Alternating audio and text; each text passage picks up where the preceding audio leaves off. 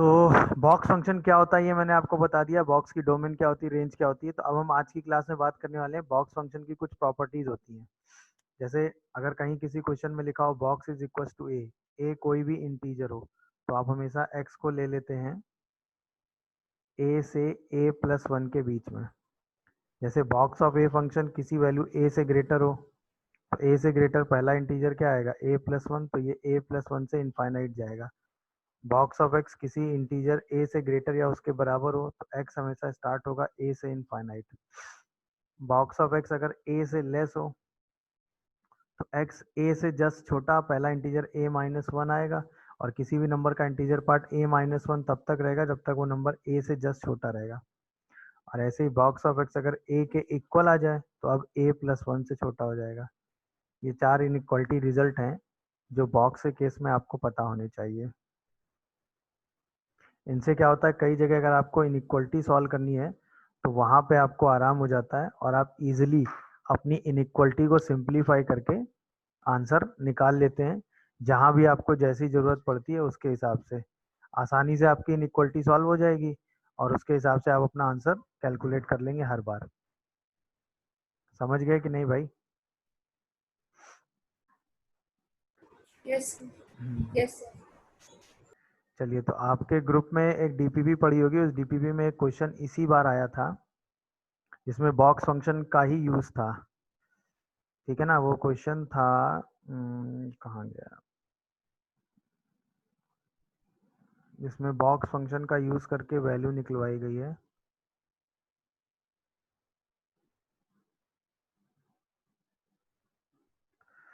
चलिए, जैसे मान लीजिए मैं सॉल्व करने को बोलूँ आपको, सिंपल से थॉट एग्जांपल वाइज जल्दी जल्दी कनेक्ट कर लो। जैसे बॉक्स ऑफ एक्स अगर -7 के बराबर है, तो एक्स कहाँ से कहाँ लाई करेगा, -8 से -7 के बीच में। ये समझ में आया सबको? जैसे बॉक्स ऑफ एक्स अगर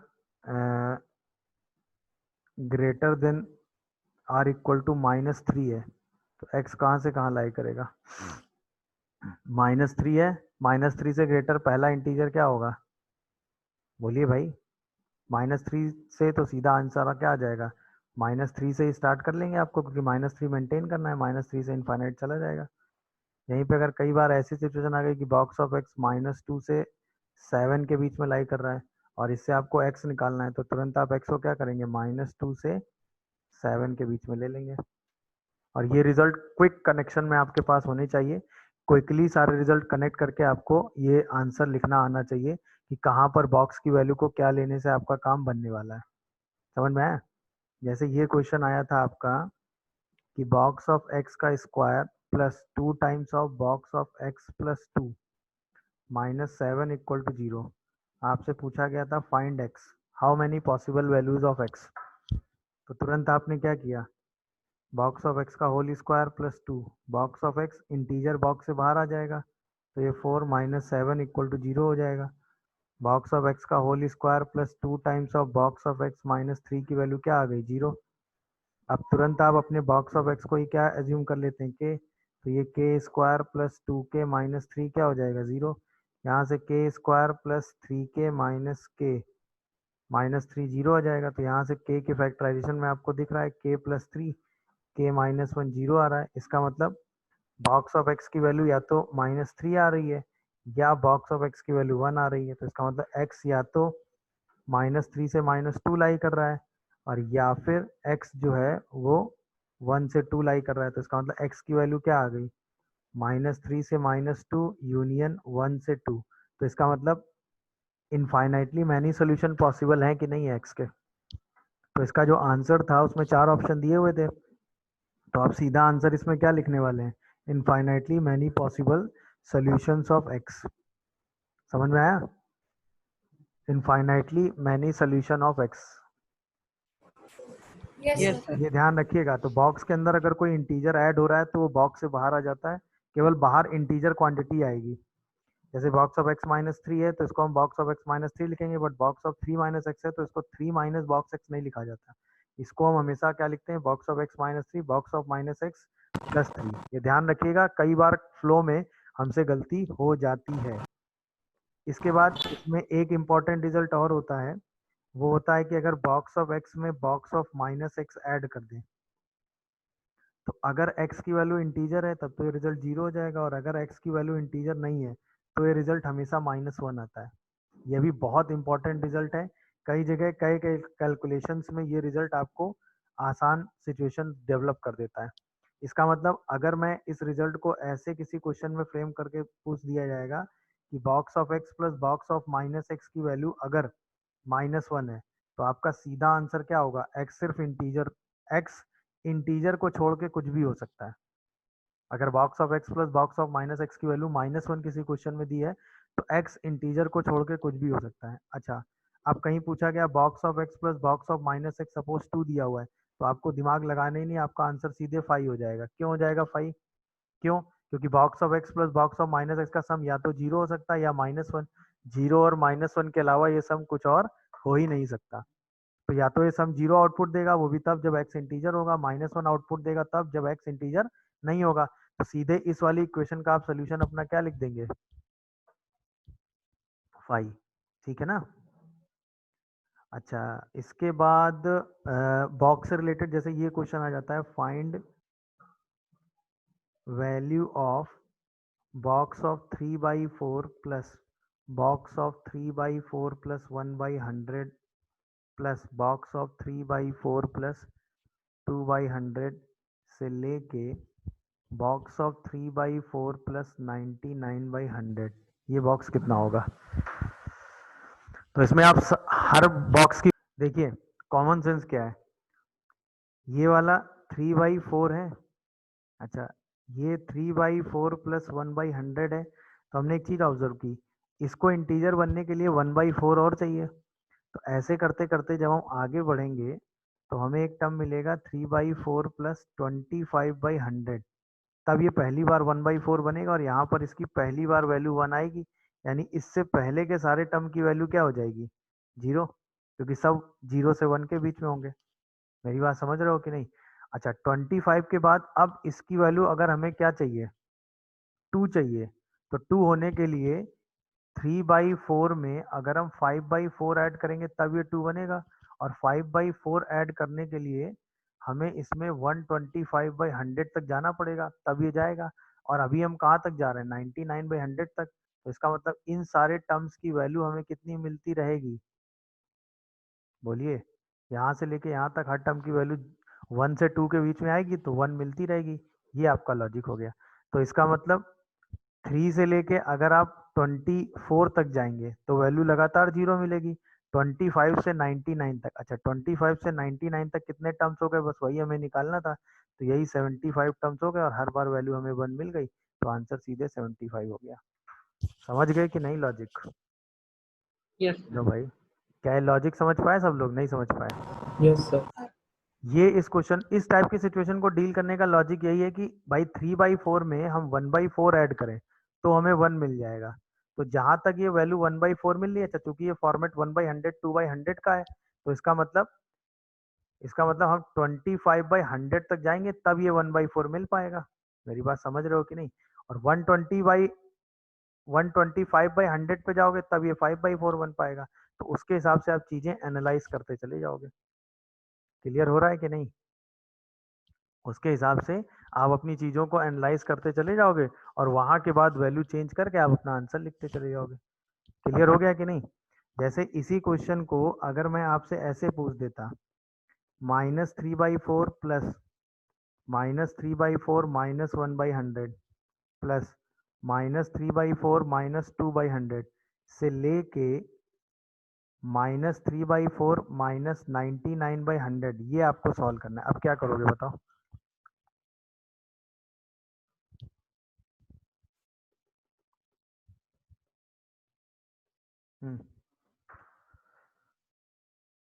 आंसर बोलिए जल्दी से, इसका क्या आएगा? तो अब सीधे आप क्या देखेंगे? आप सीधे वही कॉन्सेप्ट आप देख लेंगे। -3/4, ये तो -1 हो गया, -3/4 -100, ये भी -1 हो गया। ऐसे करते करते -3/4 के साथ जब -1/4 तक की चीजें आएंगी उससे जस्ट पहले तक, है कि नहीं भाई? तो इसका मतलब जब वो -25/100 होगा तो ये लास्ट बार -1 बनेगा। इसके बाद जैसे आप स्टार्ट करोगे -3/4 से -26/100 से, तो ये वैल्यू क्या बनने लगेगी बताओ? -2। और ये -2 कहाँ तक जाएगा आपका? -3/4 -99/100 तक ये लगातार क्या बनता रहेगा? -2। तो यहाँ से लेके यहाँ तक के सारे टर्म आपको क्या आउटपुट देंगे? -1। और यहाँ के लेके यहाँ तक के सारे आपको क्या आउटपुट देंगे? -2। अब आप सिर्फ ये आपको बताना है कि कितने टर्म्स हैं। अब आपको सिर्फ ये बताना है कि कितने टर्म्स हैं। तो 26 टर्म्स तो ये हो गए। एम आई करेक्ट और नॉट? बोलिए भाई। Yes sir. और 74 ये वाले टर्म हो गए। एम आई करेक्ट और नॉट? दोनों को सॉल्व कर दीजिए, आपका आंसर आ गया। तो -26 और -148, तो पूरा आंसर कितना आ रहा है? -174 आ रहा है। चेक करो जरा। अरे बोलो भाई। अब देखिए इसमें क्या है कि बाई 3 की बात चल रही है ना, तो मैंने आपको क्या बताया, यहाँ पे आप 2/3 पे फोकस करेंगे, तो 66/100 तक जब जाएंगे तब ये टर्म, भाई 66/99 2/3 हो जाता है, तो ये टर्म 2/3 के जस्ट पास में होगा। जैसे ही 67/100 लिखोगे ये 2/3 से बड़ा हो जाएगा। तो इसका मतलब 67/100 तक हम सारे टर्म्स को ले लेंगे। नहीं समझे मेरी बात? अरे हाँ या ना जवाब दो। समझ गए? नहीं सर। नहीं समझे अभी? नहीं सर। तो इसको ऐसे, अगर मान लो ये कनेक्शन नहीं कर पाए तो इसको ऐसे दूसरे तरीके से मैं समझा देता हूँ। आप ऐसे कनेक्ट कर लो इसको, यहाँ पे 300 एलसीएम लेके कर लो, और यहाँ पर लिख लो 103। ऐसे लिख सकते हो कि नहीं? Yes sir. 300 और यहाँ 100 लिख लो। ऐसे लिख लोगे कि नहीं ये बताओ? तो अगला लिख टर्म लेंगे। क्या आएगा? -1/3 -2/100। ऐसे कनेक्ट कर लो। चलो, अगर आपको ऐसे दिक्कत हो रही है तो आप इसको ऐसे कनेक्ट कर लो। ठीक है, तो अब ये टर्म क्या है? -100/300 है। ये टर्म क्या है? -103/300 है। ऐसे करके ये टर्म क्या लिखोगे? जल्दी बोलो। -106/100 लिखोगे कि नहीं? Yes sir. ऐसे करते करते लास्ट में ये टर्म क्या लिखोगे? -100 और 3 कितना आ जाएगा ये? -597/100 300। क्या कहते हो भाई? Yes sir. सॉरी, कितना? 300। 597 आएगा या 397 आएगा? 100 ही तो ऐड होगा। 397 ठीक है ना? अब कनेक्शन स्टैंड करो। देखो ये क्या है? -1/3 है, हाँ या ना? करते करते जब यहाँ पर यस एक सर। टर्म 300/300 आएगा, कोई टर्म ऐसा आएगा, तब ये चीजें क्या होंगी? चेंज होंगी। दिख रहा है कि नहीं सबको? बोलो। Yes sir. और जैसे आप उसके आगे का टर्म लोगे तो वैल्यू क्या हो जाएगी? -1 से और छोटी हो जाएगी, तो उसके आगे की सारी वैल्यू -1। और उससे पहले की सारी वैल्यू को आपको क्या लेना है? -1। अब कनेक्शन स्टैंड हुआ कि नहीं ये बताओ? यस बोलिए भाई, सर। आप कनेक्शन स्टैंड हुआ कि नहीं? हाँ या ना? सर। Yes sir. तो अब यहाँ से लेके यहाँ तक आप जाओगे तो टोटल कितने टर्म्स मिलेंगे आपको? 66/100 तक आप जाओगे। ठीक है ना? कहाँ तक जाओगे भाई? 66/100 तक। तब आपको वैल्यू क्या मिल जाएगी? -1 जस्ट पहले तक, और उसके बाद जैसे आप बढ़ोगे तो सारे टर्म की वैल्यू -2 आने लगेगी। ये लॉजिक था। कनेक्ट हो गया कि नहीं ये बताओ? Yes sir. तो अब जब आप इसको लिखोगे जल्दी से तो क्या लिखोगे? 100/300 प्लस -103/300 प्लस -106/300। ऐसे करते करते बीच में एक टर्म क्या आएगा इसमें? -297 आएगा कि नहीं कोई टर्म? भाई इसमें 66 इंटू 3, सॉरी 298 आ जाएगा। देखो जरा ध्यान से, 298/300 आएगा। यहाँ तक ये सारी वैल्यूज क्या होती रहेंगी? 1 से कम। और अगला टर्म यहाँ पे क्या आएगा?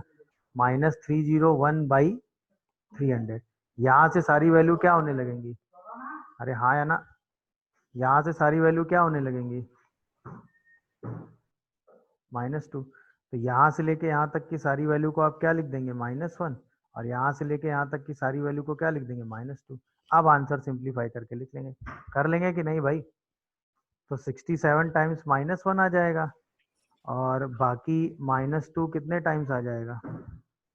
बोलो भाई। 33 टाइम्स। और आप दोनों को ऐड कर देंगे, आंसर आ जाएगा।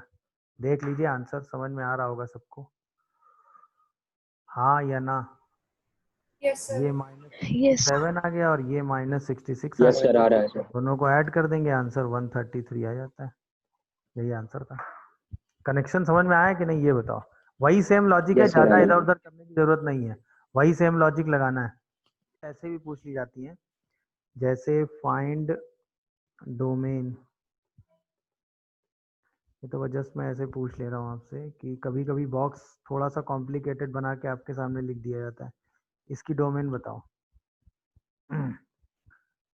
तो आप सिंपल काम क्या करेंगे भाई? रूट है, रूट के अंदर की डोमेन निकालने का तरीका तो आपने सीखा ही है, बस वही तरीका आप सोल्यूशन में लगा देंगे। भाई बॉक्स ऑफ एक्स स्क्वायर जो है वो -3 है, ये क्या होना चाहिए?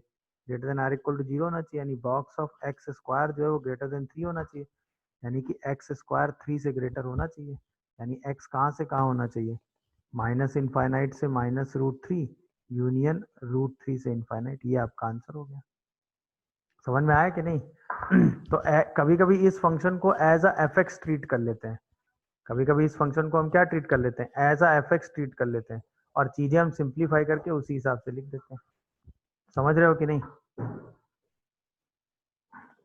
जैसे आपसे ये भी पूछा गया, find x if box of x plus box of x plus box of x is equal to 3।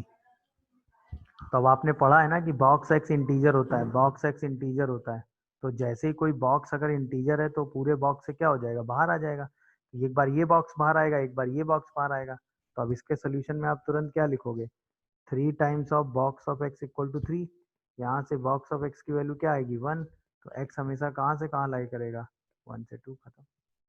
नहीं समझ रहे हो चीजों को? बोलिए यस भाई। सर। आ रहा है जैसे जैसे अब यहीं पे आपसे पूछ लिया गया, find the value of box of sin x plus box of cos x plus box of tan x। ठीक है? if x lies between 0 से π/4। ये आपसे पूछा गया। तो इसमें भी सेम लॉजिक आपको लगाना है। क्या करोगे भाई? चूंकि ये हर बार बॉक्स है ना, तो सारे बॉक्स बाहर आते जाएंगे। तो साइन एक्स का बॉक्स बनेगा, कॉस एक्स का बॉक्स बनेगा, tan x का बॉक्स बनेगा। तीनों बॉक्स के हिसाब से वैल्यू निकाल लो। 0 से π/4 के बीच में साइन हमेशा 0 से 1 होगा तो 0 हो जाएगा। ये भी 0 से 1 होगा तो 0 हो जाएगा। ये भी 0 से 1 होगा तो 0 हो जाएगा। तीनों को ऐड करेंगे तो अल्टीमेटली आंसर क्या आ जाएगा? 0। समझ में आया कि नहीं भाई? ये बताओ। Yes sir. तो वही सेम लॉजिक है, बॉक्स की प्रॉपर्टी को यूज कर रहे हैं हम हर बार, उससे ज्यादा हमने कहीं भी यूज नहीं किया। बॉक्स की प्रॉपर्टी में ही दो ही रिजल्ट इंपॉर्टेंट है। एक तो ये वाला कि अगर उसमें कोई इंटीजर ऐड हो रहा हो तो आपको ध्यान रखना है कि वो इंटीजर आप बाहर कर लेंगे। दूसरा, ये इनइक्वलिटी और इक्वलिटी वाली प्रॉपर्टीज है, कई बार इनसे रिलेटेड डायरेक्ट क्वेश्चन पूछे जाएंगे तो उनको आप कंपेयर करके सॉल्व कर लेंगे। बस समझ में आया? इससे ज्यादा, और बॉक्स का जो बेसिक डेफिनेशन है कि जैसे ही दो इंटीजर के बीच में आ रहा है तो उसकी वैल्यू n हो जाती है। बस इससे ज्यादा बॉक्स का यूज कभी नहीं आएगा आपके सामने। समझ में आया? ये वही वाला यूज है कि इसकी इंटीग्रल वैल्यू कब कब आ रही है, तो बस वो काउंटिंग वाला यूज है। जितने टाइम्स वो इंटीजर बन रहा होगा उतने टाइम्स वो इंटीजर काउंट करके आप अपने आंसर को लिखते चले जाएंगे।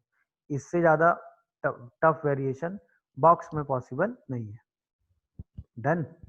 इसके बाद नेक्स्ट जो फंक्शन आता है वो है फ्रैक्शनल पार्ट ऑफ एक्स।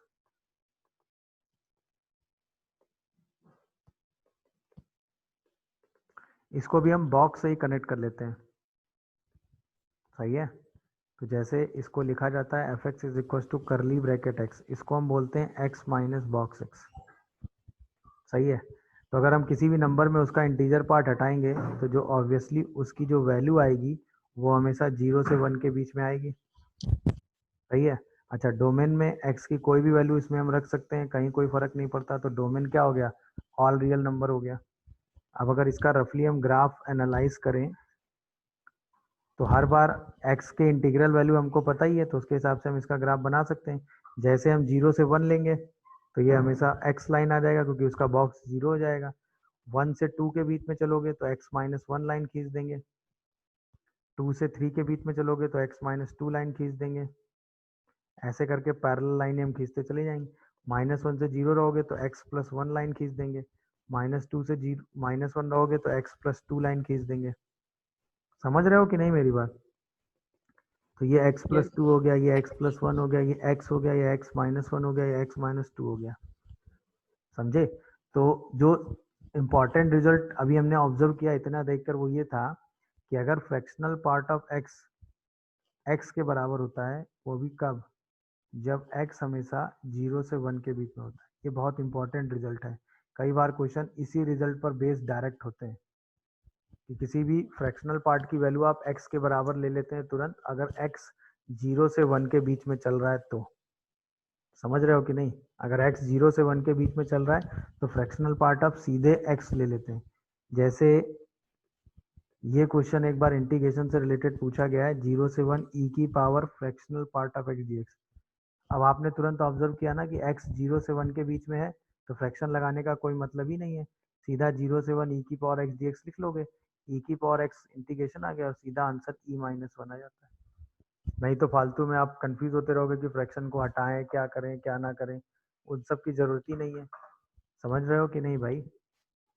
अच्छा, दूसरा फ्रैक्शन पार्ट हमेशा आप क्या लिखते हो, x minus box of x। तो जहाँ x की वैल्यू आपको पता है उसके हिसाब से आप उसका फ्रैक्शन तुरंत निकालते चले जाओगे। x में अगर हम उसका इंटीजर पार्ट माइनस कर दें तो बची हुई वैल्यू हमेशा फ्रैक्शन पार्ट होती है, दैट्स इट। तो बस x, जहाँ भी x का जो रीजन है उसमें जो उसका इंटीजर पार्ट आ रहा है वो आप माइनस करते जाइए, तो आपको फ्रैक्शन मिलता जाएगा। समझ रहे हो? और कभी भी फ्रैक्शनल की वैल्यू 1 हो नहीं सकती, कभी भी फ्रैक्शन की वैल्यू 1 हो नहीं सकती, 1 से हमेशा कम आई, क्योंकि इंटीजर पर उसकी वैल्यू क्या होती है, 0।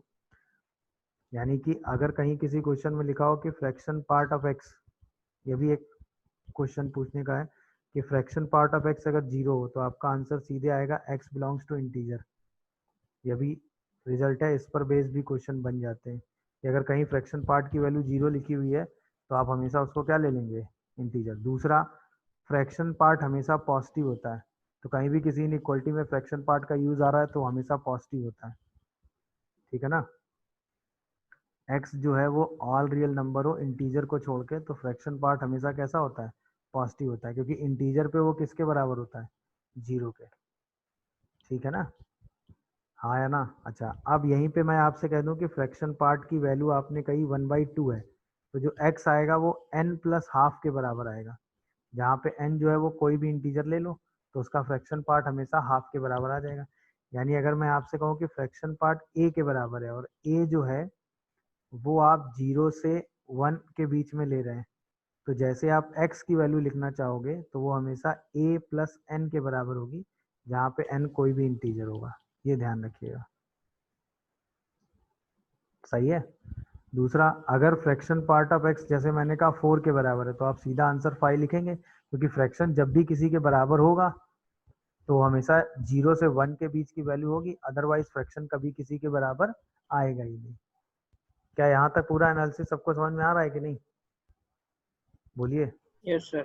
Yes, sir. अच्छा, इसके बाद फ्रैक्शन का जो एक इम्पॉर्टेंट रिजल्ट ये है कि अगर किसी फ्रैक्शन के अंदर आपने कोई भी इंटीजर ऐड किया तो उससे फ्रैक्शन की वैल्यू पे कोई फर्क नहीं पड़ता, तो वो हमेशा फ्रैक्शन पार्ट ऑफ एक्स आ जाता है। या इसको दूसरी लैंग्वेज में हम समझें कि फ्रैक्शन हमेशा इंटीजर पार्ट से क्या हो जाता है, बाहर आता चला जाता है। फ्रैक्शन हमेशा इंटीजर पार्ट से क्या हो जाता है, इंटीजर जो है वो फ्रैक्शन वाले बॉक्स में रखो या ना रखो, उससे फ्रैक्शनल पार्ट वैल्यू पे कोई फर्क नहीं पड़ता, वो हमेशा सेम बनी रहती है। और लास्ट, अगर फ्रैक्शनल पार्ट ऑफ x में हम fractional part of minus x add करें तो वैल्यू या तो 0 होती है 1 होती है। 0 तब होती है जब x इंटीजर हो और 1 तब होती है जब x इंटीजर ना हो। इस पर बेस्ड भी क्वेश्चन बन जाते हैं कि अगर फ्रैक्शन पार्ट ऑफ x में fraction part of minus x हम ऐड सब्ट्रैक्ट कर रहे हैं तो वैल्यू 0 और 1 के अलावा कुछ और नहीं आ सकती है। सही है ना? मतलब इस रिजल्ट पे बेस क्वेश्चन ऐसे भी आपसे पूछा जा सकता है, जैसे मान लीजिए आपको फ्रैक्शनल पार्ट ऑफ -x निकालना हो, तो आप उसको 1 minus fraction part of x लिख देते हैं। जैसे फ्रैक्शनल पार्ट ऑफ -13/7 हमें निकालना है, सही है, तो हम इसको 1 माइनस फ्रैक्शन पार्ट ऑफ 13/7 लिख देंगे। तो 1 माइनस 13/7 का फ्रैक्शन पार्ट कितना आएगा? 6/7। तो इसका फ्रैक्शन पार्ट कितना आ जाएगा? 1/7। ये तरीका है, समझ रहे हो? नहीं तो इसको करने का वैसे डायरेक्ट तरीका था कि जो ये -13/7 है वो -2 से -1 के बीच में है, हाँ या ना? तो फ्रैक्शन पार्ट ऑफ -13/7 को हम करने के लिए क्या करेंगे? -13/7 में हम ऐड कर देंगे किसको? 2 को, या -13/7 में हम सब्ट्रैक्ट कर देंगे इसके इंटीजर पार्ट को, और इसका इंटीजर पार्ट कितना हो जाएगा? -2। तो यानी 2 माइनस 13/7 कर देंगे, तब भी आंसर 1/7 आ जाएगा। बट ये अंडरस्टैंडिंग हमेशा आसान पड़ेगी आपके लिए, इसीलिए हम इससे नहीं इससे जाएंगे। तो इसके लिए बस ये रिजल्ट याद रखिएगा कि अगर आपको माइनस का फ्रैक्शन पार्ट निकालना है तो आप 1 माइनस कर दो, सही है। अगर दोनों इंटीजर होंगे तब तो ये 0 ही हो जाएगा, मेरी बात। तो ये क्या हो जाएगा? अगर यहाँ पे इंटीजर आ जाएगा तो दोनों वैल्यू बराबर आ जाएंगी, तब तो वो कैंसिल हो जाएगा 0। और अगर ये इंटीजर नहीं होगा तो ये 1 माइनस फ्रैक्शन पार्ट आ जाएगा, जिसकी वजह से वैल्यू 1 आ जाएगी। समझ गए कि नहीं यहाँ तक? बताओ, सही है? तो अब देखिए, इस टाइप को क्वेश्चन को करने के लिए करते क्या है भाई? हम क्या करते हैं, हमें फ्रैक्शन पार्ट के बारे में ही पता है, तो हम x को फ्रैक्शन पार्ट के टर्म में ही चेंज कर लेते हैं और उसी की वैल्यू निकाल लेते हैं। तो हमको पता है कि हम x को क्या लिख सकते हैं? Fraction part of x plus box of x। तो 4 times of fraction part of x is equal to fraction part of x plus 2 times of box of x आ जाएगा। यहाँ से अगर हम फ्रैक्शन पार्ट की वैल्यू निकालेंगे तो 2 टाइम्स ऑफ बॉक्स x/3 आ जाएगा। अब आपको पता होता है कि ये वैल्यू हमेशा 0 से 1 के बीच में लाई करेगी, तो इसका मतलब बॉक्स ऑफ x जो है वो हमेशा कहाँ से कहाँ लाई करेगा? बोलिए भाई। 0 से 3/2 के बीच में, और 0 से 3/2 के बीच में बॉक्स ऑफ x की वैल्यू 0 और 1 हो सकती है। तो अगर बॉक्स ऑफ x को हम 0 लेंगे तो फ्रैक्शन पार्ट ऑफ x की वैल्यू 0 आएगी, और अगर हम बॉक्स ऑफ x को 1 लेंगे तो फ्रैक्शन पार्ट ऑफ x की वैल्यू 2/3 आएगी। इसका मतलब x की वैल्यू एक बार 0 प्लस 0 यानी 0 आएगी, और एक बार box of x plus fraction part of x करेंगे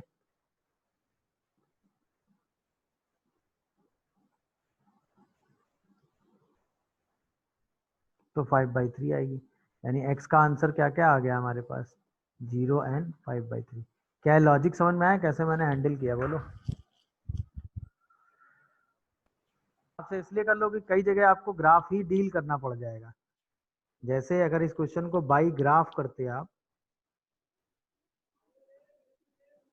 तो आपके पास था 4 times of fraction part of x is equal to x plus box of x। तो बाई ग्राफ आप इसको क्या करते हैं? 4 times of fraction part of x is equal to box of x plus fraction part of x plus box of x लिख देते हैं। यानी 3 times of fraction part of x is equal to 2 times of box of x।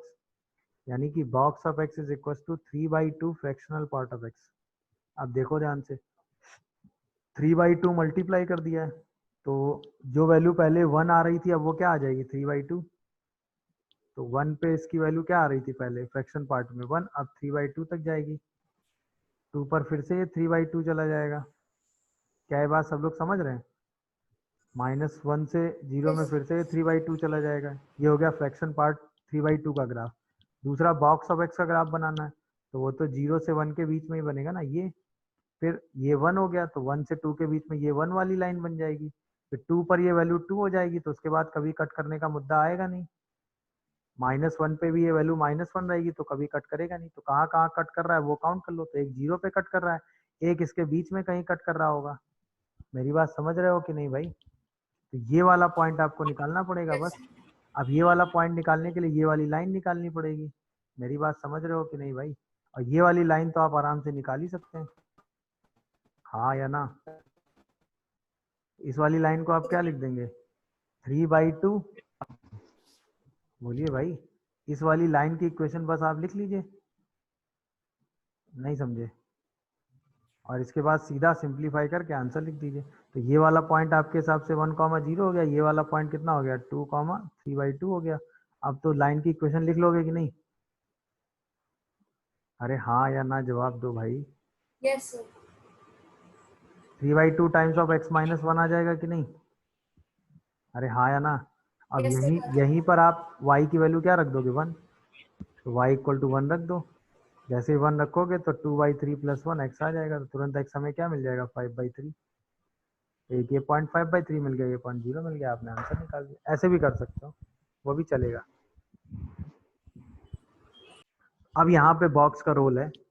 अब यहाँ पे क्या करोगे, ऐसे सोचोगे तो टाइम वेस्ट हो जाएगा, बट अगर आप ऐसे देखो कि बॉक्स ऑफ एक्स को आप x³ - 4 लिख लो, एक graph y equal to box of x का बना लो और एक graph y equal to x³ - 4 का बना लो।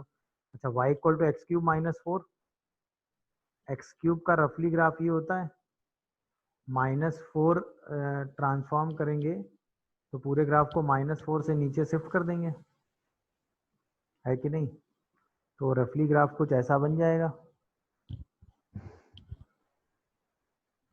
ये पॉइंट -4, 0 आ जाएगा, और ये वाला पॉइंट जहाँ पर ये वैल्यू 0 आ रही होगी वो 1 से 2 के बीच में कुछ आ जाएगा, क्योंकि 2 पर इसकी वैल्यू जो है वो पॉजिटिव हो जाएगी, 1 पे नेगेटिव रहेगी। अब यहाँ पे आप बॉक्स ऑफ एक्स का ग्राफ बना दो, तो बॉक्स ऑफ एक्स का ये वाला ग्राफ हो गया, फिर 1 से 2 के बीच में ये इसको कट कर जाएगा। नहीं समझे? दिखा कि नहीं? आ और गया। इसके बाद ये इसको कभी कट नहीं कर पाएगा, क्योंकि अब ये ऊपर निकल जाए। एक सोल्यूशन आ रहा है, तो आंसर क्या हो गया, नंबर ऑफ सोल्यूशन 1। समझ में आया कि नहीं ये टेक्निक? तो Yes, रफली sir. कई बार आप ग्राफ बना के भी, अच्छा निगेटिव साइड में भी कट करने का स्कोप होगा नहीं, क्योंकि नेगेटिव साइड में ये वैल्यू लगातार छोटी बनी रहेगी और ये इससे छोटी बनी रहेगी, क्योंकि ये -4 जा रहा है, तो सिर्फ पॉजिटिव साइड में एक सोल्यूशन आ जाएगा। तो उनका भी थोड़ा बहुत आइडिया आपके पास होना चाहिए। जैसे y equal to sine x, ठीक है, इसका रफली ग्राफ आपको पता होना चाहिए, ऐसे होता है, सही है। ये फंक्शन पीरियोडिक होता है, इसका पीरियड कितना होता है 2π, इसकी डोमेन होती है ऑल रियल, इसकी रेंज कितनी होती है -1 से 1, और फिर ये function y equal to cos x अगर लो तो इसका रफली ग्राफ ये होता है, इसका पीरियड भी 2π होता है, इसकी डोमेन ऑल रियल होती है और इसकी रेंज कितनी होती है सेम -1 से 1। ऐसे जैसे आप y इक्वल टू 10x लो तो ये ऑड मल्टीपल ऑफ π/2 पे डिफाइन नहीं होता है, इसका रफली ग्राफ कुछ ऐसा बनता है। ये चूंकि ये सब इसका पीरियड पाई होता है, अच्छा इसकी जो डोमेन होती है ऑल रियल होती है, बट इसमें ऑड मल्टीपल ऑफ π/2 काउंट नहीं होते हैं, और इसकी रेंज ऑल रियल होती है। इसके बाद जैसे आप y equal to cosec x की बात करते हैं तो इसका रफली ग्राफ ये हो जाता है, ये मल्टीपल ऑफ पाई पे डिफाइन नहीं होता है, ये कहाँ डिफाइन नहीं होता है, मल्टीपल ऑफ पाई पे।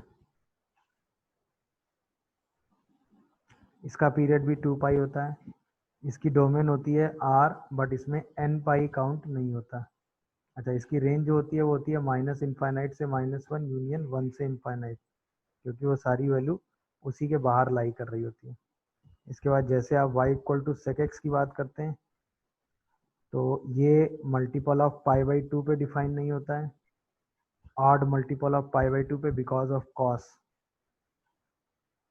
इसका रफली ग्राफ ऐसे बनता है, तो इसका भी पीरियड 2π होता है, ऑल रियल नंबर इसकी डोमेन होती है ऑड नंबर ऑफ π/2 को छोड़ के, और इसकी भी रेंज -∞ से -1 यूनियन 1 से इनफाइनाइट होती है।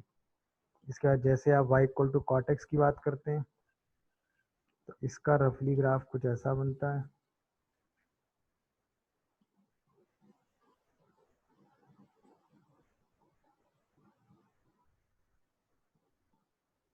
इसका पीरियड पाई होता है, ये n π पे डिफाइन नहीं होता है, और इसकी रेंज ऑल रियल होती है। तो ये एक टेबल है जो आपके दिमाग में होनी चाहिए, मतलब इस टेबल में लगभग रिक्वायर्ड इंफॉर्मेशन है। ये पीरियड हो गया,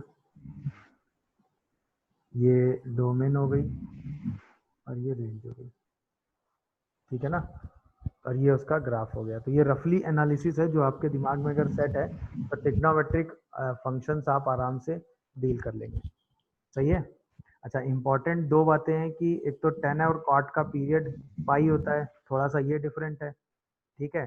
इनकी रेंज रेसिप्रोकल से कनेक्ट होती है, तो अगर ये -1 से 1 है तो ये माइनस इनफाइनाइट से -1 यूनियन 1 से इनफाइनाइट, ये अगर -1 से 1 है तो ये माइनस इनफाइनाइट से -1 1 से इनफाइनाइट हो जाता है। ये इम्पॉर्टेंट है। अच्छा, इसके बाद इसमें दो चीज़ें और हैं कि 10x और कॉटेक्स की जो रेंज होती है वो आर होती है। मतलब 10x और कॉटेक्स में कोई भी रियल नंबर आउटपुट में आ सकता है। इससे ये इम्पॉर्टेंट स्टेटमेंट है, इसको कई बार क्वेश्चंस में आप यूज कर लेते हैं। ये इम्पॉर्टेंट स्टेटमेंट है, इसको कई बार हम क्वेश्चंस में क्या कर लेते हैं, यूज कर लेते हैं, सिर्फ इतनी इंफॉर्मेशन को, ठीक है। और अच्छा, एक चीज और, 10x हमेशा इंक्रीजिंग फंक्शन होता है और कॉटेक्स हमेशा कैसा होता है, डिक्रीजिंग फंक्शन होता है अपनी डोमेन के अंदर। ये इंफॉर्मेशन भी यूज होती है। ये हमेशा इंक्रीजिंग होता है और ये हमेशा डिक्रीजिंग होता है। ये इंफॉर्मेशन भी क्वेश्चन टू क्वेश्चन यूज कर ली जाती है। ये इस पूरे चार्ट में वो इंफॉर्मेशन मैंने आपको दी है। अच्छा, जितना ग्राफ मैंने आपको दिया है, ये रफली ग्राफ की ज्योमेट्री आपके दिमाग में होनी चाहिए, कहाँ पे डिफाइन नहीं हो रहा है, कहाँ पे डिफाइन हो रहा है। तो उससे आप इससे ज़्यादा फंक्शनल इक्वेशंस में इससे ज़्यादा टिग्नोमेट्री ऑपरेटर आपके यूज नहीं होंगे। बाकी जो यूज होगा वो टिग्नोमेट्री में होगा, ठीक है। अच्छा, इसके बाद इनवर्स टिग्नोमेट्री फंक्शंस में जो हमें चाहिए इंफॉर्मेशन,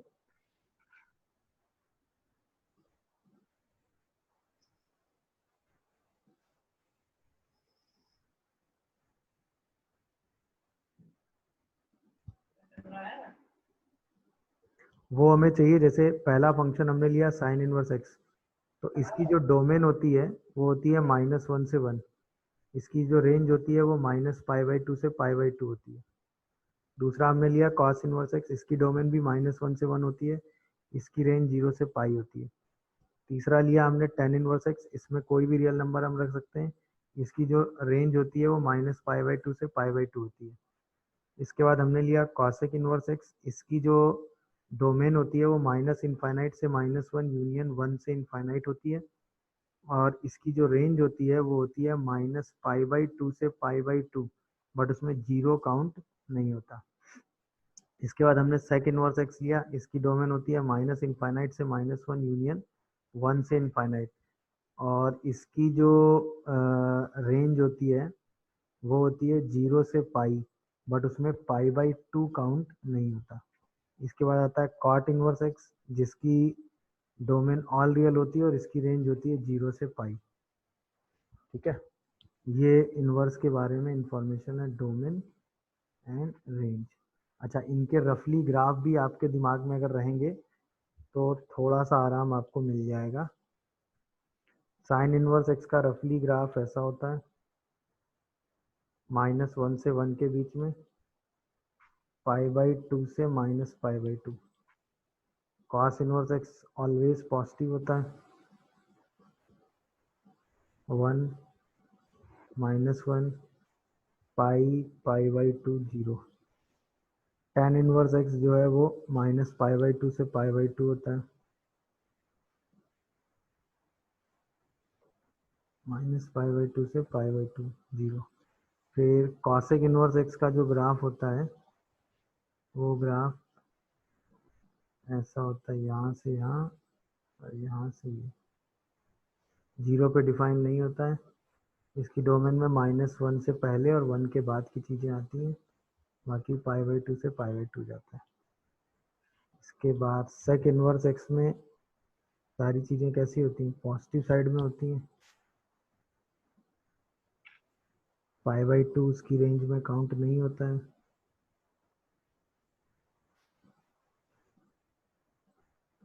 ये पाई होता है, ये π/2 होता है, ये 0 होता है, ये 1 और ये -1। इसके बाद लास्ट कॉट इनवर्स एक्स भी पॉजिटिव ही होता है, उसकी रेंज में भी π/2 काउंट, सॉरी उसकी रेंज में पाई काउंट नहीं होता।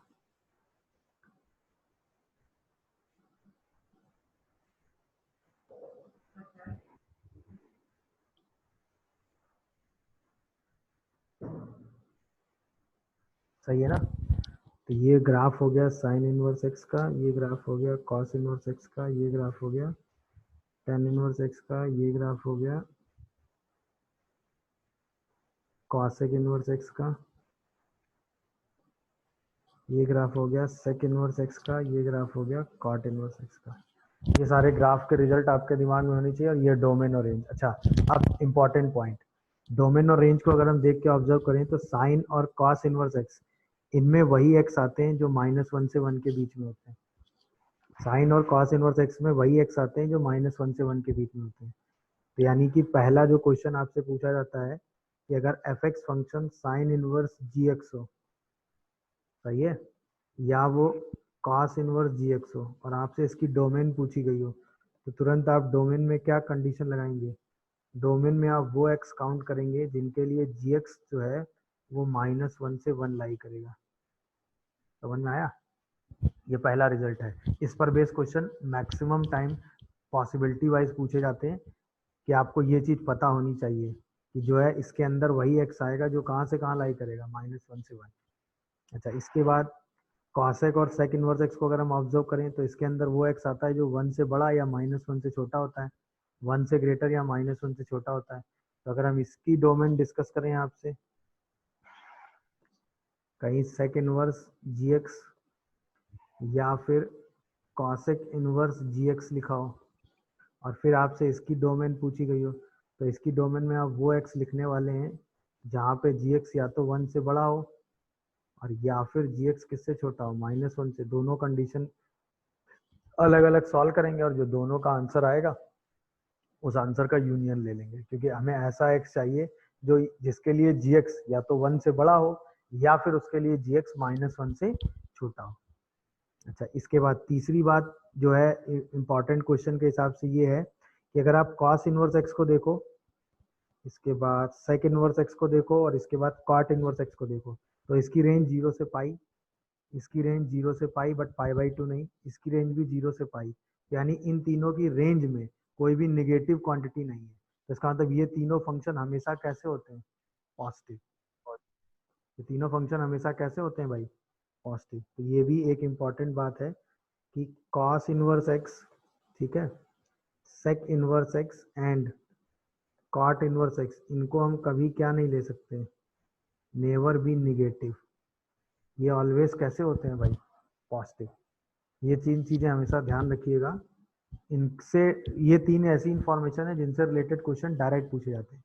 अच्छा, इसके बाद अगर आप साइन इनवर्स एक्स को देखें तो इसका ग्राफ हमेशा इंक्रीजिंग है, इसका ग्राफ हमेशा डिक्रीजिंग है, इसका ग्राफ हमेशा इंक्रीजिंग है। इसका ग्राफ अपनी डोमेन में कैसा है भाई? ये डिक्रीज कर रहा है, ये भी डिक्रीज कर रहा है। इसका ग्राफ कैसा है? इंक्रीज कर रहा है हमेशा। इसका ग्राफ कैसा है? डिक्रीज कर रहा है। तो ये भी ग्राफ का आइडिया आपको होना चाहिए। साइन इनवर्स एक्स का ग्राफ हमेशा कैसा होता है? इंक्रीजिंग। कई बार ये भी आ जाता है चीजें। कॉस इनवर्स एक्स का ग्राफ कैसा होता है? डिक्रीजिंग। समझ रहे हो कि नहीं? tan इनवर्स एक्स का ग्राफ कैसा होता है? इंक्रीजिंग। कॉस इनवर्स एक्स का ग्राफ कैसा होता है? डिक्रीजिंग। सही है। सेक इनवर्स एक्स का ग्राफ कैसा होता है? इंक्रीजिंग। और कॉट इनवर्स एक्स का ग्राफ कैसा होता है? डिक्रीजिंग। सही है ना? अब ये तो आप कंफ्यूज हो रहे होगे ना, तो उसके लिए मैं आपको एक टेक्निक बता देता हूँ। जो जो सी से स्टार्ट हो रहे हैं उन सबके ग्राफ डिक्रीजिंग है, क्योंकि उन सबके डेरिवेटिव में माइनस आ जाता है। दिखा कि नहीं? तो जो जो फंक्शन जैसे कॉस इनवर्स, कॉसेक इनवर्स और कॉट इनवर्स है, तीनों सी से स्टार्ट हो रहे हैं, तो तीनों के ग्राफ कैसे होंगे? डिक्रीजिंग। क्लियर है? चलिए, इससे ज़्यादा इनवर्स की प्रॉपर्टी पढ़ेंगे तब हम क्वेश्चन पढ़ेंगे और उस समय हम इन क्वेश्चंस को सॉल्व करेंगे। समझ रहे हो कि नहीं भाई? ठीक। अब जैसे मान लीजिए कुछ क्वेश्चंस करते हैं। जैसे मान लीजिए हमसे कहा गया domain of f x is equal to sine inverse x plus 1/2। ये हमसे इसकी डोमेन पूछी गई। तो अब तो तुरंत हमारे पास आइडिया है कि साइन इनवर्स एक्स के अंदर जो फंक्शन है उसको हमें लाई, तो तुरंत इसकी डोमेन के लिए क्या कर रहे हो, इसको -1 से 1 लाई करा दे रहे होगे।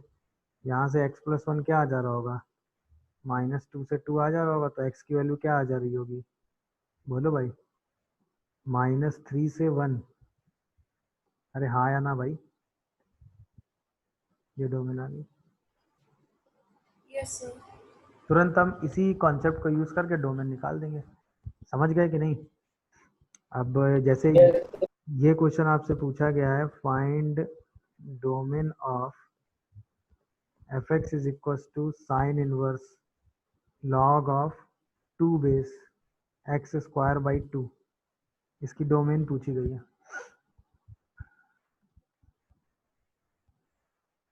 अरे कहाँ खो गए भाई, डोमेन निकालने के लिए हम क्या करेंगे, log of 2 base x square by 2 को -1 से 1 लाई करा देंगे, हाँ या ना। इस -1 को लिख देंगे 2 base half log of 2 base x square by 2, और इसको लिख देंगे log ऑफ 2 बेस 2। अब चूंकि बेस 1 से बड़ा है तो सारी इनइक्वलिटी सेम रहेंगी, ये x स्क्वायर बाई 2 आ जाएगा और ये 2 आ जाएगा। इसका मतलब x स्क्वायर कहाँ से कहाँ आ जाएगा, 1 से 4, तो सीधे x का आंसर लिख देंगे, -2 से -1 यूनियन 1 से 2। नहीं समझे, ये आंसर हो गया डोमेन का। क्लियर हुआ कि नहीं भाई, बोलो। Yes, sir.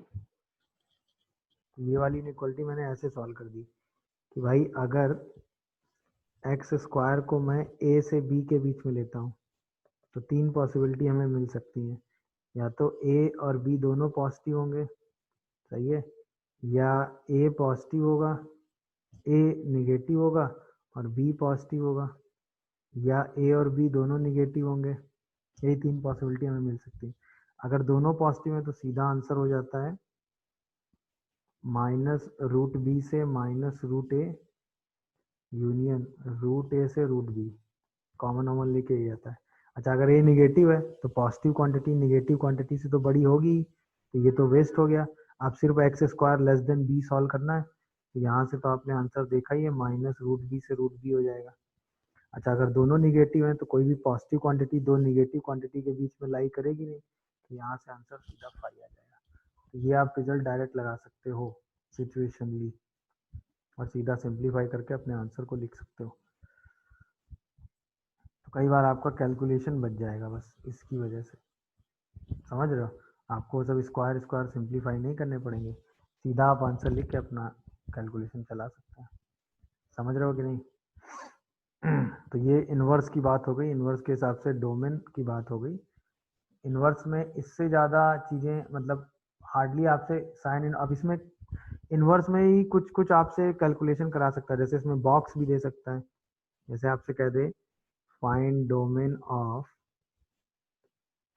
cosec inverse box of x+2/3, इसकी आपसे डोमेन पूछ ले, तब इसका सोल्यूशन भी करने का तरीका आपने सिंपल पढ़ा है कि नहीं। अब इसमें बॉक्स का यूज आ गया है, जो आपने मेरे हिसाब से इसको ऐसे कर दिया होगा कि जो ये बॉक्स ऑफ x है +2/3, इसको आपने एक बार 1 से ग्रेटर किया होगा, और यही बॉक्स ऑफ x+2/3 आपने एक बार -1 से लेस किया होगा। बस यहीं से क्वेश्चन खत्म हो गया। इसको बॉक्स ऑफ x+2 लिखेंगे तो 3 इधर जाएगा और 2 इधर, तो ये 1 से ग्रेटर आ जाएगा। इसको बॉक्स ऑफ x+2 लिखेंगे और ये इधर जाएगा तो क्या ये -5 हो जाएगा।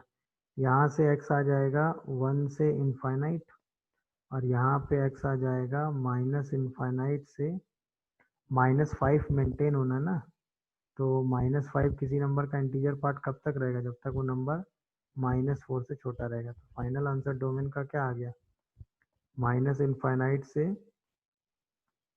-4 यूनियन 1 से इनफाइनाइट 1 पे क्लोज। देखिए क्या यही आंसर सबने बताया, बोलिए भाई, क्या यही आंसर नहीं है। तो अब हम थोड़ी सी बात रेंज की करते हैं और रेंज के कुछ कॉन्सेप्ट देखते हैं। तो रेंज का मतलब अगर y = fx कोई फंक्शन था हमारे पास, अगर y equal to f x कोई फंक्शन था हमारे पास तो y की वैल्यू हमने क्या कही थी, रेंज कही थी। तो हमें सिर्फ y की वैल्यूज पे फोकस करना है जिन्हें हम क्या कह देते हैं, रेंज। अच्छा, रेंज हमारे लिए इंपॉर्टेंट इसलिए है कि कई बार अभी हम आगे चल के कल की क्लास में हम वन वन और ऑन टू फंक्शन पढ़ेंगे जिसके क्वेश्चन आने की पॉसिबिलिटी सबसे हाई होती है। तो वन वन और ऑन टू फंक्शन जब हम पढ़ेंगे तो उसमें रेंज निकालना हमें आना चाहिए, क्योंकि ऑन टू फंक्शन चेक करने के लिए हमें रेंज आनी चाहिए निकालना। तो रेंज के कुछ कॉन्सेप्ट्स हैं जिनको हम अभी देख लेंगे, जिनकी हेल्प से हम रेंज निकालेंगे, बस उनको हम समझ लेते हैं। तो रेंज का मतलब हमें हर बार अपना फोकस कहाँ रखना है, y की वैल्यू पे। तो मैंने कुछ मेथड्स अपने डेवलप किए, मैं वो आपको शेयर करता हूँ। जैसे पहला मैं मेथड ऐसे समझता हूँ कि अगर कोई function y equal to f x है और हम उसको x equal to f y में कन्वर्ट कर पा रहे हैं, यानी x की value in terms of y निकाल पा रहे हैं, तो हम इसी फंक्शन की डोमेन निकाल दें। हाँ है ना। तो जो डोमेन ऑफ एफ वाई होगी वही हमारे लिए range of domain of f inverse y, वही हमारे लिए रेंज ऑफ एफ एक्स हो जाएगी कि नहीं। बस ये है तरीका। तो कई बार हम ऐसे फंक्शन यूज करते हैं, जैसे एग्जाम्पल वाइज ये क्वेश्चन पूछा गया है कि y is equal to log of e base 2 - 2 की पावर x था। इसकी रेंज आपसे पूछी गई, इसकी हमसे क्या पूछी गई, रेंज।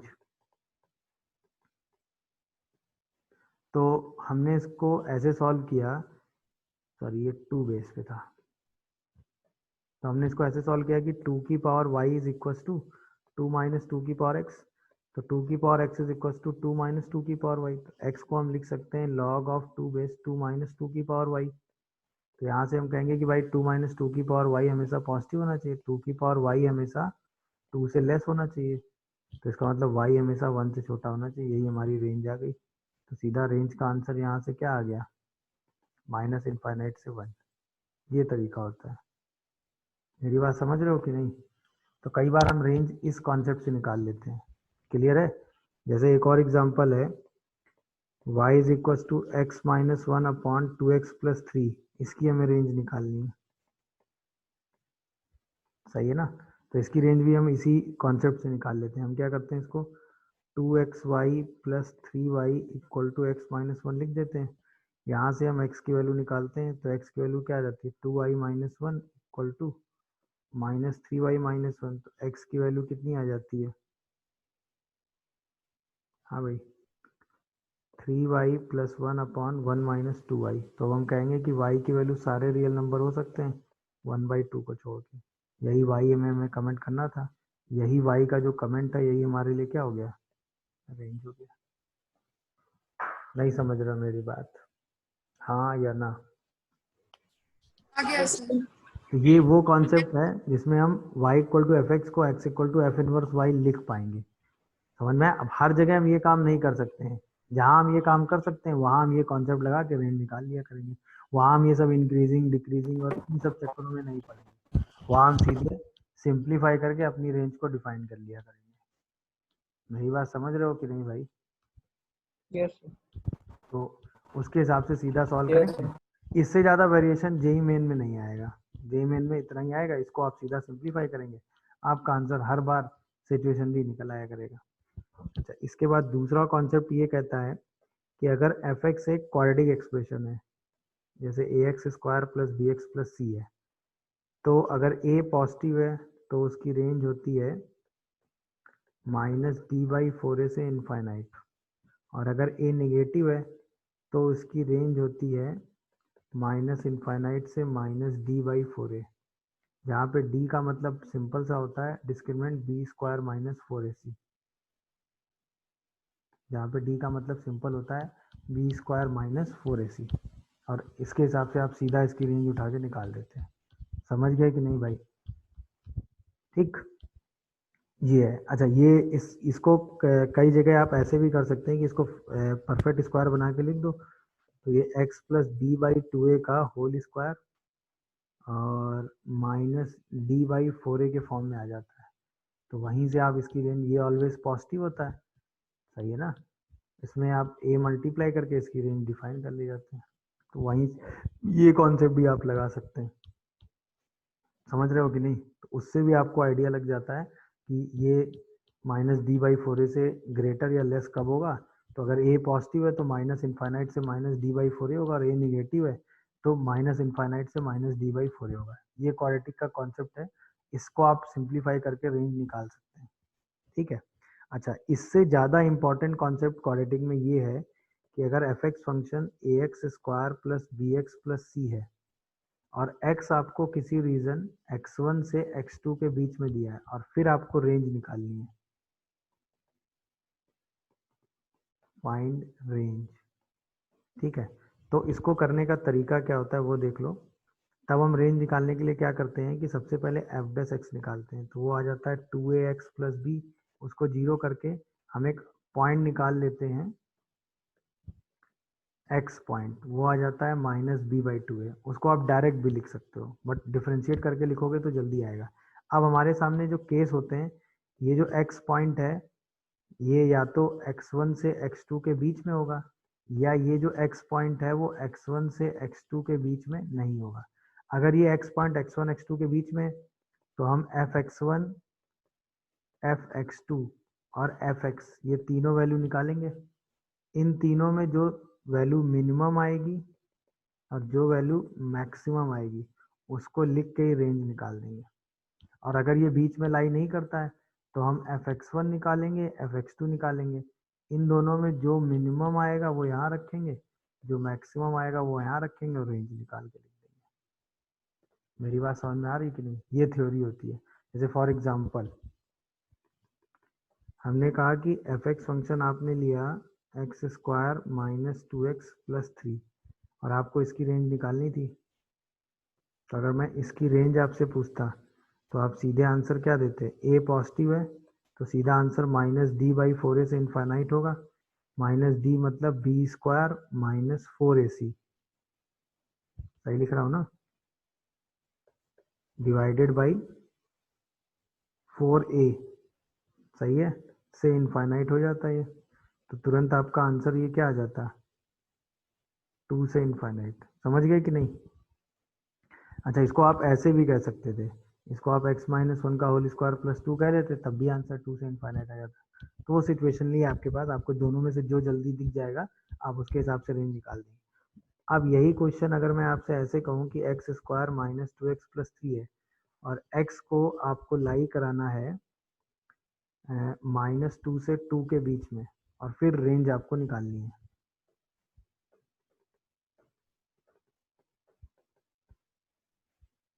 सही है ना? तो अब आप क्या करेंगे? सीधे इसको डिफ्रेंशिएट करेंगे, क्योंकि अब x बिलोंग्स टू r तो है नहीं, तो सीधे आप इसको क्या करेंगे? डिफ्रेंशिएट करेंगे। तो वहाँ से 2x माइनस टू जीरो आएगा और x की वैल्यू क्या आ जाएगी? 1। अभी जो 1 पॉइंट है वो इस रीजन में लाई कर रहा है, तो हम एफ ऑफ टू पे वैल्यू निकालेंगे, एफ ऑफ माइनस टू पे और एफ ऑफ वन पे। एफ ऑफ टू पे वैल्यू कितनी आएगी? 4 minus four plus three. Minus two पे वैल्यू आएगी 4 प्लस थ्री, और 1 पे वैल्यू कितनी आएगी? 1 माइनस टू प्लस थ्री। तीनों में मिनिमम वैल्यू 2 आ रही है, मैक्सिमम 11 आ रही है, सीधा आंसर लिख देंगे। क्या ये बात समझ में आई मैंने जो लिखी है? ये जो रेंज का मेथड आपने पढ़ा, ये मेथड क्वाड्रेटिक में आएगा ऐसा नहीं है।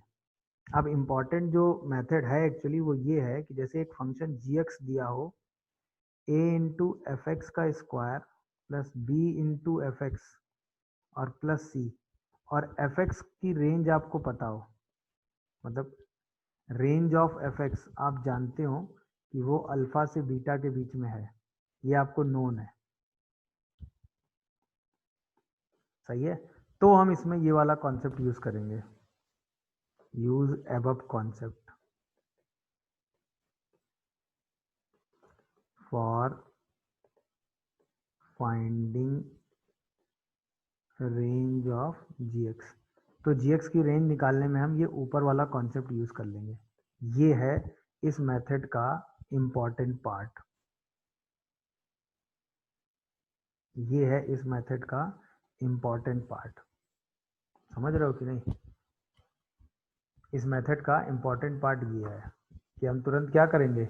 रेंज निकालने में इसका यूज कर लिया करेंगे। जैसे इस पर बेस, मतलब ये मैं आपने आपको क्यों समझाया है कि आप ऐसा करेंगे, क्योंकि इस पर बेस क्वेश्चन कई बार पूछे जा चुके हैं इसलिए। जैसे फाइंड रेंज ऑफ पहला f x is equal to sine square x plus sine x plus 1। अब देखो तुरंत ये क्या क्वाड्रेटिक है। साइन एक्स के बारे में आपको आइडिया है कि नहीं है भाई? ये क्वाड्रेटिक है और साइन एक्स के बारे में हमें आइडिया है, तो तुरंत हम क्वाड्रेटिक के रिमार्क में इसको सोच लेंगे।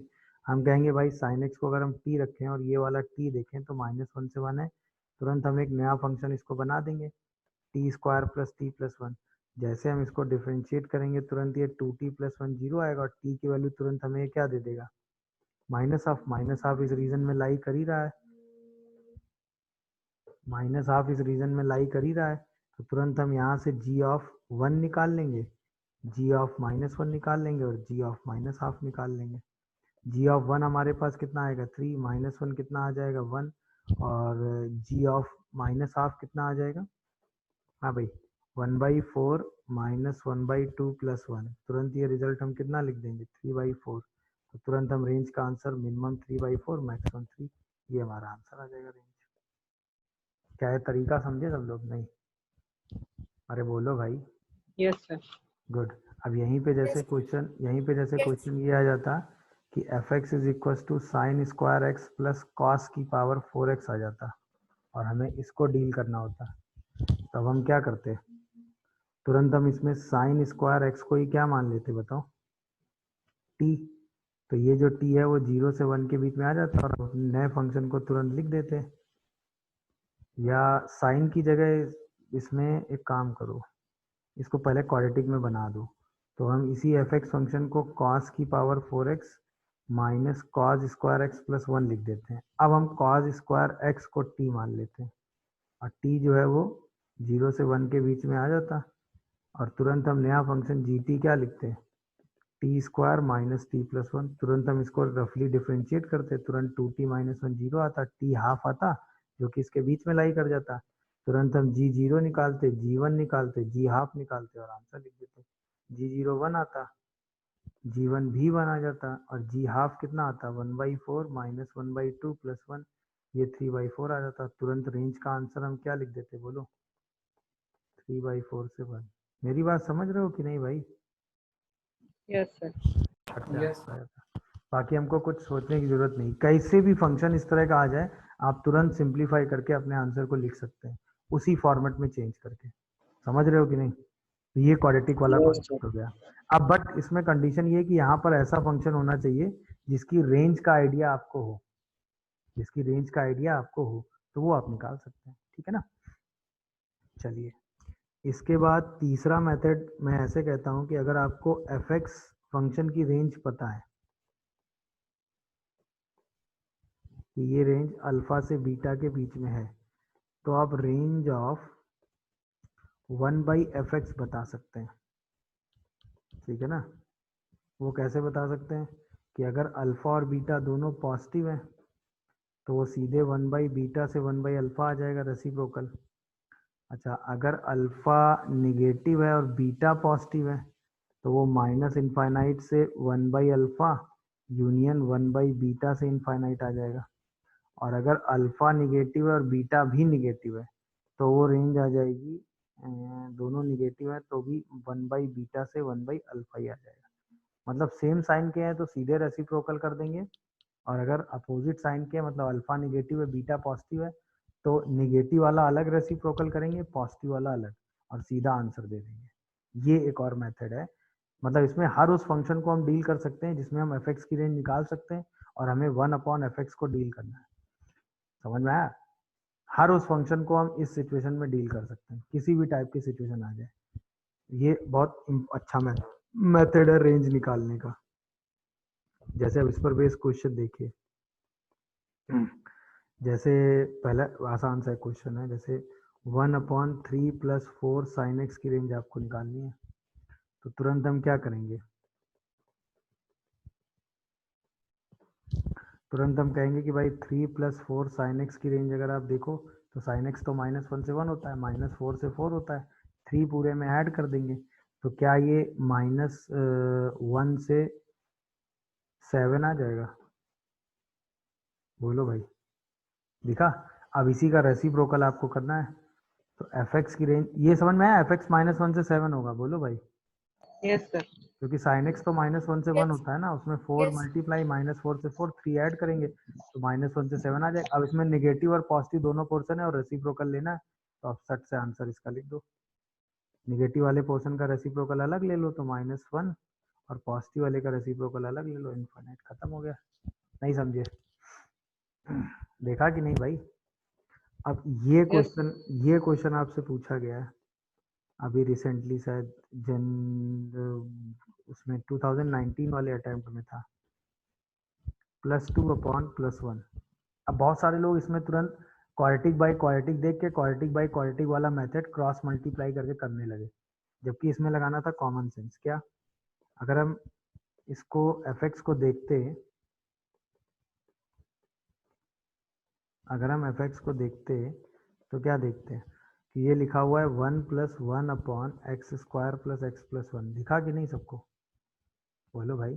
अब हम Yes, तुरंत sir. कहते हैं कि x² + x+1 की रेंज क्या होगी, तो तुरंत हम इसको परफेक्ट स्क्वायर बनाते तो ये 3/4 से इनफाइनाइट आ जाता, -d/4 से इनफाइनाइट। तुरंत हम इसका क्या कर देते, रेसिप्रोकल, तो ये तो सारा पॉजिटिव है, तो 1/x² + x+1 का जैसे ही रेसिप्रोकल करते तो ये आंसर 0 से 4/3 आ जाता, और जैसे हम इसमें 1 ऐड कर देते तो तुरंत हमें आंसर क्या मिल जाता, 1 से 7/3। ये हमारा रेंज का आंसर हो जाता, खत्म। फालतू में क्वाड्रेटिक बाई क्वाड्रेटिक बनाओ, डिस्क्रिमिनेटर करो, लेस करो, उसका कोई सेंस नहीं है, सीधा सिंप्लीफाई करके सॉल्व कर दो। मेरी बात समझ रहे हो कि नहीं भाई? Yes, sir. गुड। ये कॉन्सेप्ट हो गया 1/fx की रेंज निकालने का। अगर आपको fx की रेंज पता है, जैसे ये क्वेश्चन भी पूछा ही गया है कि fx = fractional part of x upon 1 + fractional part of x, find range, ये भी पूछा गया है। तो इसमें भी सेम लॉजिक लगाते हैं। सोचो, हम fx फंक्शन को लिख सकते हैं 1 - 1/1 + fraction part of x। Am I correct और नॉट? अच्छा, ये हमने इसलिए कहा क्योंकि 1 + फ्रैक्शन पार्ट ऑफ x के बारे में आपको आइडिया है, फ्रैक्शन पार्ट 0 से 1 होता है, 1 ऐड करोगे तो वो हमेशा 1 से 2 के बीच में आ जाएगा, जैसे उसका रेसिप्रोकल करोगे तो वो हमेशा क्या आ जाएगा, हाफ से 1। देख लो आराम से, इसमें माइनस मल्टीप्लाई कर दोगे तो 1 + फ्रैक्शन पार्ट ऑफ x, ये हमेशा कहाँ से कहाँ हो जाएगा, हाफ मल्टीप्लाई करते इनइक्वलिटी साइन चेंज हो जाता है ना, क्या कहते हो भाई? और फिर 1 ऐड कर दो। नहीं समझे पूरी कहानी? जैसे ही 1 ऐड करोगे तो ये 0 से लेके हाफ के बीच में आ जाता है, तो तुरंत रेंज का आंसर क्या लिख दोगे, 0 से हाफ, 0 पे क्लोज, हाफ पे ओपन। ये चीजें हैं, मतलब क्वेश्चन को सिंप्लीफाई आप तुरंत उसी फॉर्मेट में कर ले जाओगे और आंसर लिख दोगे। अब एक तरीका इसको y निकाल के भी है, वो थोड़ा लेंदी है। अब इसमें मैंने आपको करके ये स्टेप दिखाए हैं, एग्जाम हॉल में इतना टाइम नहीं लगता है। क्यों भाई? ये 0 से 1 के बीच में होता है ना, तो 1 प्लस सीधे हमें दिखता है 1 से 2, रेसिप्रोकल हाफ से 1, सही है। माइनस मल्टीप्लाई करेंगे -1 से माइनस हाफ, 1 ऐड करेंगे, सीधा आंसर लिख देंगे। समझ रहे हो कि नहीं पूरी कहानी, ये बताओ। जी, sir.